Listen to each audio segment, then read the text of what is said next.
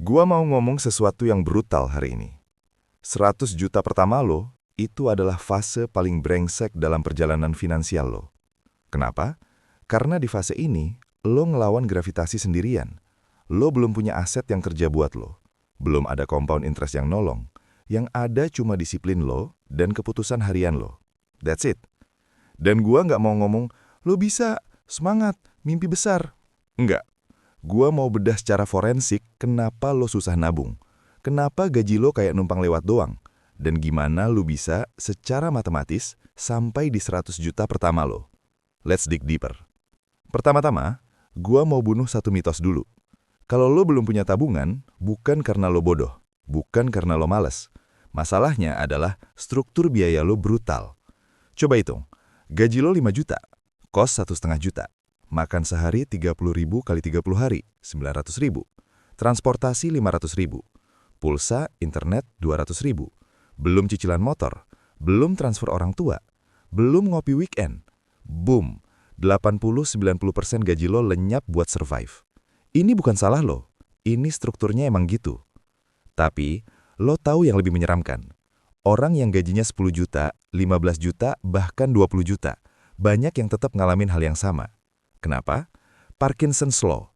Pengeluaran lo akan naik ngikutin pendapatan lo. Dulu gaji 5 juta, kos 1,5 juta. Sekarang gaji 15 juta, sewa apartemen 5 juta.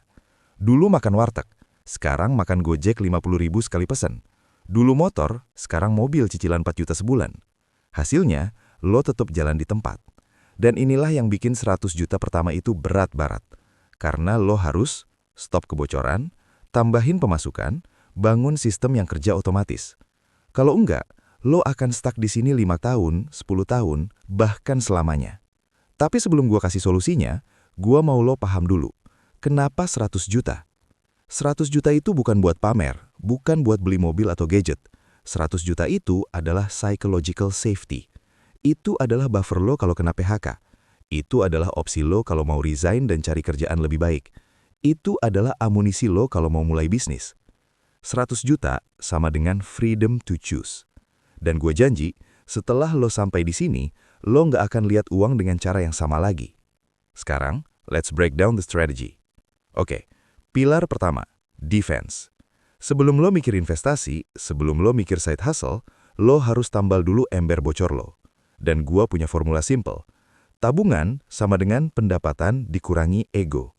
Ego itu apa? Ego itu, gua harus ngikutin lifestyle teman-teman gua. Ego itu, masa iya gua nggak punya iPhone? Ego itu, sekali-sekali lah healing ke Bali. Don't get me wrong, gua nggak bilang lo nggak boleh senang-senang. Tapi lo harus ngerti, setiap rupiah yang keluar dari dompet lo, itu adalah tentara yang nggak akan pernah balik lagi untuk ngelawan perang keuangan lo. Jadi, gimana caranya stop the leaks? Taktik pertama, aturan 72 jam. Setiap kali lo mau beli sesuatu di atas 500.000, tunggu 72 jam. Kalau setelah 3 hari lo masih ngerasa itu penting, beli. Kalau enggak, congrats, lo baru aja selamatin 500.000. Taktik kedua, one in, one out. Mau beli baju baru, buang atau sumbang satu baju lama. Mau beli sepatu, keluarin satu sepatu lama. Ini bukan cuma ngejaga clutter, ini ngejaga dompet lo juga. Taktik ketiga, audit ghost costs. Lo tahu berapa banyak orang yang bayar Netflix tapi nggak nonton? Spotify Premium tapi masih ads karena family plan yang lupa di-cancel. Gym membership yang terakhir kali lo pakai kapan? Ini ghost costs. Ini hantu yang nguras rekening lo 50.000, 100.000 per bulan. Dan lo nggak sadar. Buka statement bank lo, audit semuanya. Potong yang nggak perlu. Tapi, hati-hati. Berhemat itu ada lantainya. Lo nggak bisa hidup cuma makan Indomie terus. Lo nggak bisa potongin semua kebahagiaan lo. Makanya, kita masuk ke pilar kedua. Pilar kedua, offense. Berhemat itu penting, tapi lo nggak bisa ngirit menuju kaya. Suatu saat, lo akan mentok. Dan yang harus lo lakukan adalah naikin earning power lo. Sekarang gua tahu apa yang lo pikirin. Gua baru kerja, gaji UMR, bos gua pelit. Gimana caranya naik? Jawabannya bukan minta kenaikan gaji. Jawabannya adalah invest in your neck up. Kepala lo, skill lo, value yang lo bawa ke pasar. Dan ini bukan teori. Gua kasih contoh real. Temen gua, fresh grad, gaji 6 juta. Dia ikut course copywriting 1,5 juta, belajar 3 bulan. mulai ambil project freelance 500.000, 1 juta per project.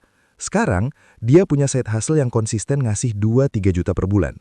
Total income-nya sekarang 8-9 juta dalam 6 bulan.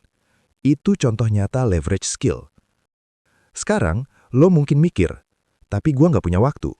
Bro, lo punya 168 jam dalam seminggu. Kalau lo kerja 40 jam, tidur 56 jam, lo masih punya 72 jam. Gua nggak bilang lo harus grind 24/7. Tapi kalau lo bisa alokasiin 5-10 jam per minggu buat build skill atau side hustle, that's a game changer. Dan ini prinsipnya. Di fase 0-100 juta, prioritas lo adalah naikin top line, bukan investasi saham, bukan kripto, tapi earning power. Karena kalau lo punya skill yang marketable, lo bisa narik duit dari mana aja. Itu aset paling berharga. Pilar ketiga, systems. Lo tahu kenapa kebanyakan orang gagal nabung? Karena mereka rely on willpower. Dan willpower itu adalah resource terbatas. Pagi-pagi disiplin, siang udah mulai goyang, malam check out Shopee 12.12. Makanya, lo nggak bisa rely on willpower. Lo harus build system. Dan sistem paling powerful yang pernah gua pakai adalah pay yourself first. Gajian 25, tanggal 26, auto debit ke rekening tabungan terpisah. Uang itu gone sebelum lo bisa sentuh. Dan ini strateginya. Pisahin rekening. Rekening 1, gajian, buat bayar tagihan rutin, otomatis. Rekening 2, tabungan, auto debit, nggak lo sentuh. Rekening 3, spending, buat jajan, hidup. Dengan sistem ini, lo nggak perlu mikir, lo nggak perlu disiplin tiap hari. Sistemnya yang kerja. Dan trust me, ini adalah cheat code yang jarang orang pakai. Karena kebanyakan orang, gajian, bayar ini itu, sisanya baru nabung. Salah. Harusnya, gajian, tabung dulu, sisanya baru lo atur. Ini adalah cara lo ngebangun mesin uang otomatis. Oke, sekarang gua mau kasih lo roadmap konkret. Stage 1, 0-30 juta, fase habit building. Fokus lo di sini cuma satu, bangun kebiasaan nabung. Berapa persen? Idealnya 20-30% dari income lo. Misalnya gaji lo 6 juta plus side hustle 2 juta, jadi 8 juta total. 20% dari 8 juta, 1,6 juta per bulan. Dalam setahun, 19,2 juta. Belum sampai 30 juta, tapi lo udah punya momentum. Dan ini adalah fase paling penting. Karena di fase ini, lo sedang mengubah identitas lo dari konsumen jadi investor. Target di fase ini, achieve emergency fund 3-6 kali pengeluaran bulanan. Misalnya kalau living cost lo 4 juta, berarti 12-24 juta. Taruh di mana? Rekening terpisah. Digital banking yang ngasih bunga 3-4%. Atau reksadana pasar uang, RDPU. Jangan saham, jangan kripto. Ini adalah uang darurat. Lo butuh liquid dan aman. Stage 2, 30 juta sampai 50 juta. Fase proteksi. Sekarang, lo udah punya emergency fund. Langkah selanjutnya, jangan sampai sakit atau kecelakaan bikin semua lenyap. Ini fase lo harus punya BPJS Kesehatan, wajib, asuransi swasta, opsional, tapi disarankan kalau lo punya tanggungan. Kenapa? Karena satu kali masuk rumah sakit, lo bisa keluar 10 juta, 20 juta. Dan kalau lo nggak punya proteksi, boom, tabungan lo ludes. Jadi jangan skip ini. Anggap ini adalah shield yang melindungi progres lo. Stage 3, 50 juta sampai 100 juta. Fase investasi. Sekarang, lo udah punya emergency fund, udah punya proteksi kesehatan. Nah, di fase ini, lo mulai alokasiin uang lo ke instrumen yang grow. Pilihan lo, reksadana pasar uang, RDPU, return 4-6% per tahun, liquid, low risk.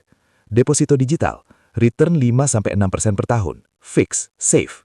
Reksadana pendapatan tetap, return 6-8%, moderate risk. Lo nggak perlu mikir saham dulu, nggak perlu mikir kripto. Fokus lo adalah konsistensi dan keamanan. Karena di fase ini, yang penting adalah bergerak ke 100 juta dengan risk yang minim. Dan kalau lo konsisten nabung 1,5 juta per bulan dengan return 5% per tahun, lo akan sampai di 100 juta dalam kurang lebih 5 tahun. Itu realistis, itu achievable. Sekarang, gua mau kasih lo warning. Di sekitar angka 40-60 juta, lo akan ngerasain yang namanya the valley of boredom. Fase di mana lo udah nggak excited kayak awal, tapi belum sampai 100 juta. Progres lo kerasa lambat. Teman-teman lo pada jalan-jalan, lo masih nabung. Dan ini adalah fase di mana 80% orang nyerah. Mereka mikirnya, ah udahlah, gua mau enjoy dikit lah. Terus mereka check out Tokopedia, booking tiket ke Bali, cicil gadget baru. Boom, balik lagi ke nol. Jadi gimana lo survive fase ini? Mindset lo harus shift. Lo harus inget, orang lain beli pleasure sementara. Lo sedang beli freedom permanen. Orang lain beli tas 5 juta yang nilainya turun jadi 2 juta setahun kemudian. Lo sedang bangun aset 100 juta yang bisa jadi 150 juta, 200 juta di masa depan. Itu adalah shield of freedom. Dan lo harus pegang itu erat-erat di fase boring ini. Karena fase ini adalah fase yang nentuin lo jadi orang yang beda atau lo balik jadi rata-rata. Dan lo tahu yang paling gila dari perjalanan ini? Reward terbesar lo bukan angka 100 juta di rekening. Reward terbesar lo adalah transformasi identitas lo. Dulu lo impulsif, sekarang lo kalkulatif. Dulu lo reaktif, sekarang lo strategis. Dulu lo konsumen, sekarang lo asset manager. Dan orang-orang di sekitar lo akan notice. Bos lo akan notice, kok dia nggak kayak yang lain ya? Teman lo akan notice, kok dia beda ya sekarang? Dan pelan-pelan, lo akan narik orang-orang yang levelnya sama kayak lo. Karena energi lo berubah. Dan inilah yang bikin 100 juta pertama lo adalah milestone paling penting. Bukan karena angkanya, tapi karena siapa lo jadi setelah sampai di sana. Dan percaya gue, setelah 100 juta pertama, 200 juta, 500 juta, 1 miliar, itu akan lebih gampang. Karena lo udah punya sistem, lo udah punya habit, lo udah punya identitas. Oke guys, sekarang gue mau lo lakuin sesuatu. Gue nggak mau lo cuma nonton video ini terus scroll. Gue mau lo commit. Dan cara paling powerful buat commit adalah public commitment. Jadi sekarang, gue mau lo tulis di komen. Gue commit untuk sampai di 100 juta pertama gue dalam X tahun. Tulis angkanya, tulis timelinenya. Kenapa? Karena research bilang, social pressure is stronger than motivation. Lo janji sama diri sendiri, 50% lo akan lupa besok. Tapi lo janji di depan ribuan orang, lo akan ingat, lo akan accountable. Dan siapa tahu, setahun atau 2 tahun dari sekarang, lo balik ke video ini, lo baca komen lo dan lo bilang, gua berhasil. That's the goal. So, tulis sekarang. Dan kalau lo serius, share video ini ke teman lo yang butuh denger ini. Karena perjalanan ini lebih gampang kalau lo nggak jalan sendiri. Let's build this wealth together. I'll see you di video selanjutnya. Keep grinding, stay realistic.